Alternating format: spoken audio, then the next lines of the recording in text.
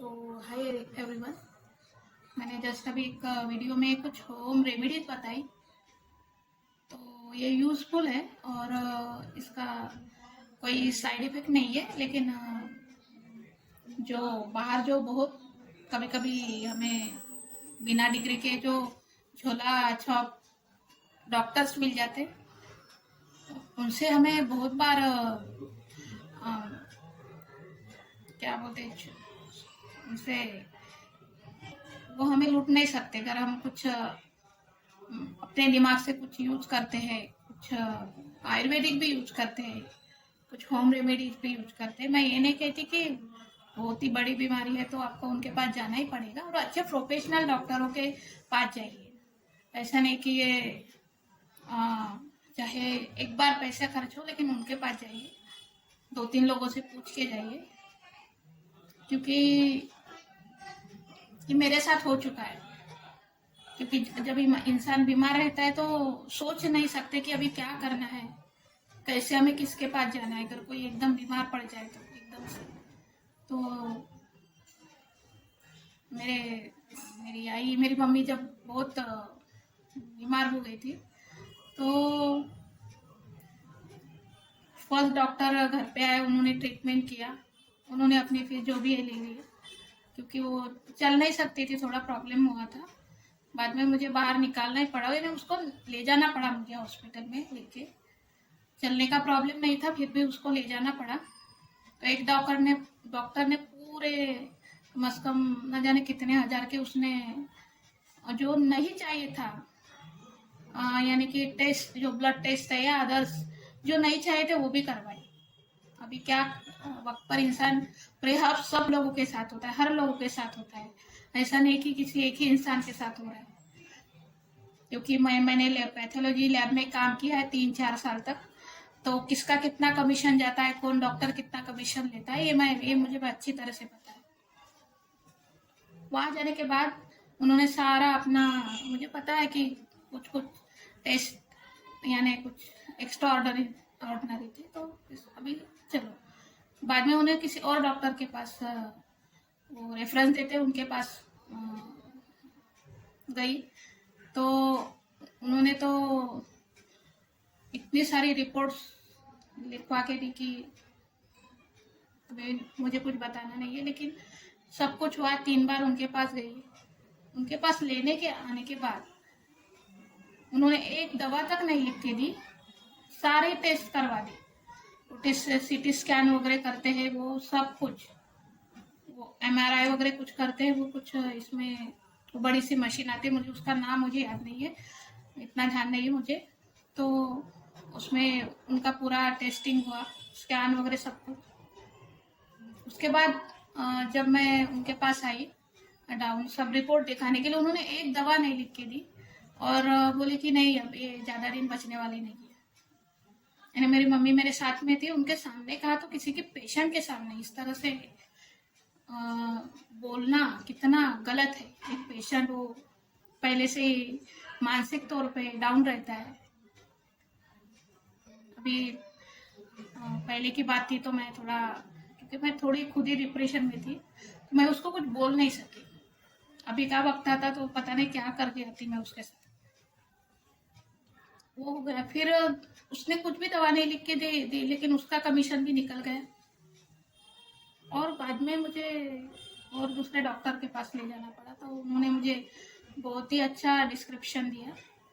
ये मानव कल्याण है दहीसर में, वहाँ मैं उनको ले गई। वहाँ डॉक्टर धारोड़ करके है, मृदुल धारोड़, बहुत ही यानी जो एब्डोमेन के है या अपन पेट के जो बोलते हैं, उनके बहुत ही अच्छे क्या बोलते हैं उसको, बहुत अच्छी उनकी ट्रीटमेंट बहुत अच्छी है। उनके पास बहुत लोग भी आते हैं। वो फ्री था थोड़ा, मानव कल्याण वाला। बाद में वो गौरव प्राइवेट हॉस्पिटल में चले गए, तो उनकी ट्रीटमेंट चालू रही। तो जिस 2 डॉक्टर ने बोला था कि तुम्हारी मम्मी सिर्फ 2 या 3 महीने बचेगी, उसके बाद मम्मी 3 साल तक जिंदा रही। ये हमारा मेहनत थी या फिर उसका अच्छा ट्रीटमेंट चालू था। तो इस तरह थोड़ा पहले पूछ लो। कोई भी बड़ी बीमारी भी रहे तो हम लोग कैसे करते हैं, डर जाते हैं एकदम और चले जाते हैं, ये डॉक्टर के पास वो डॉक्टर के पास। तो ये लोग, इनका कमीशन तो रहता ही है, इतना अपना कमीशन निकालेंगे, फिर वो एक दवा नहीं लिख के ना देंगे। कुछ तो आप बता सकते हो, कुछ तो बता सकते हो आप लोग कि क्या करना है क्या नहीं करना है। उन्होंने सिर्फ देख लिया और रिटर्न कर दिया। इतना लोग कमाई के पीछे भागते हैं। मैं ये नहीं कहती, मेरे मामा भी डॉक्टर है, मैं हॉस्पिटल नहीं जाती। जो भी है मामा से पूछ लेती हूँ। गवर्नमेंट हॉस्पिटल में वो भी रिटायर हो चुकी है, तो मैं उन्हीं से जो भी मेडिसिन है मैं पूछ लेती हूँ। लेकिन मम्मी का थोड़ा अलग प्रॉब्लम था, तो वो ऐसे फ़ोन पर कुछ हो नहीं सकता, तो मुझे डॉक्टर के पास जाना ही पड़ा। तो ये इस तरह का बिहेव करते हैं लोग। जब तक इनका पूरा कमीशन नहीं निकलेगा तब तक ये आगे नहीं बढ़ेंगे। तो जितने झोला छाप डॉक्टर हैं, पता नहीं वो कौन कौन सी डिग्री लेकर बैठते हैं। मुझे लगता है कि गलियों में जितने डॉक्टर है उसमें से सिर्फ 3 लोग, 10 डॉक्टर का हॉस्पिटल है तो 3 या 4 लोग प्रॉपर होंगे, ओरिजिनल होंगे। बाकी वो कैसे करते हैं पता नहीं। तो ये इस तरह का होता है मेरे साथ। तो इतने बार हुआ है कि मैं मेरी मम्मी को नींद नहीं आती थी रात को, तो डॉक्टर ने जो नॉर्मली रेगुलर जो डिस्क्रिप्शन बाद में उन्होंने दिए, नींद ही नहीं आती थी उनको। तो नींद की गोलियां मैं कम से कम एक बार 25 मेडिकल्स में गई। मैं गिन के 25 मेडिकल्स में नहीं गई थी।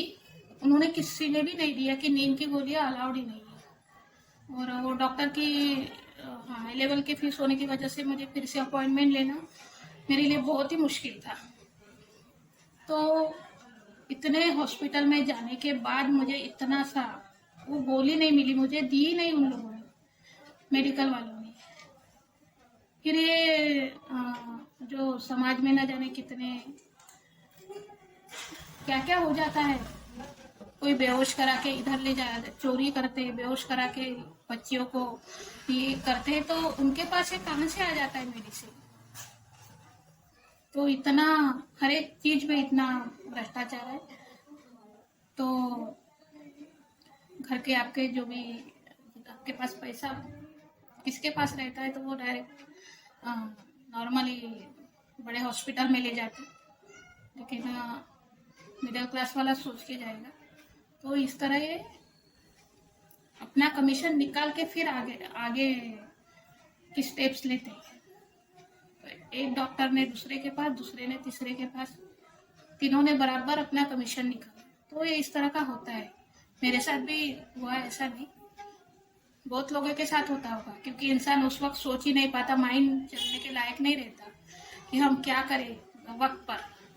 तो ये इस तरह का ये लोग फायदा उठाते हैं हर चीज में। तो कुछ इस तरह का होता है तो थोड़ा डिस्कशन कीजिए किसी के साथ, फिर ले जाइए। तो इतना ही कहना था मुझे, कुछ ज़्यादा बोल गई मैं, लेकिन